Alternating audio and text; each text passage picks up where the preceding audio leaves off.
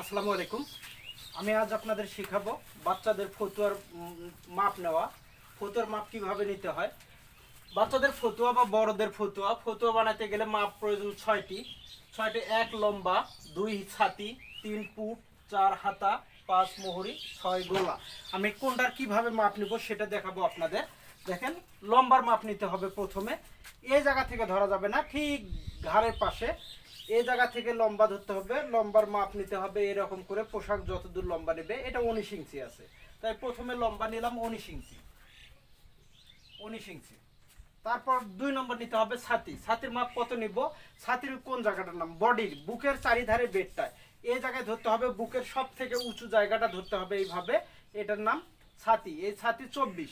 এভাবে ছাতির মাপ নিতে হবে 24 ইঞ্চি ধরলাম, যার যত হবে তাই। এখন নিতে হবে পুট। পুটের মাপ। পুটের মাপটা কোন জায়গায়? এইভাবে কাঁধের উপর দিয়ে ফিতা ধরতে হবে। এদিকে হাতার জয়েন্ট যেখানে, এই পাশে হাতার জয়েন্ট যেখানে থাকবে সেই জায়গা থেকে এটাকে পুট বলা হয়। এই জায়গায় আছে 12 ইঞ্চি। এখন পুটের মাপ নিলাম 12 ইঞ্চি। এটা হলো পুট। হাতা। হাতা কত দূর লম্বা নেব? এই যেখানে হলো হাতা থাকবে, হাতার জয়েন্টটা থেকে যে যত দূর নেয়, ফুল হাতা নিলে ফুল হাতা। ফতুয়াতে বেশিরভাগ ক্ষেত্রে হাফ হাতায় বানা হয়। এটা হলো 6 ইঞ্চি। এটা ধরলাম 6 ইঞ্চি, হাতা নিলাম 6 ইঞ্চি। এখন মুহুরি। মুহুরি কোন জায়গা? হাতায় এই পাশে যত দূর মাপ আসবে লম্বা, এই হাতার মুখটার নাম মুহুরি। এইভাবে ধরে নিব। এটা আছে 8 ইঞ্চি। হ্যাঁ, 8 ইঞ্চি। এরপর সর্বশেষ হলো গলা। গলাটার মাপ কিভাবে নিব?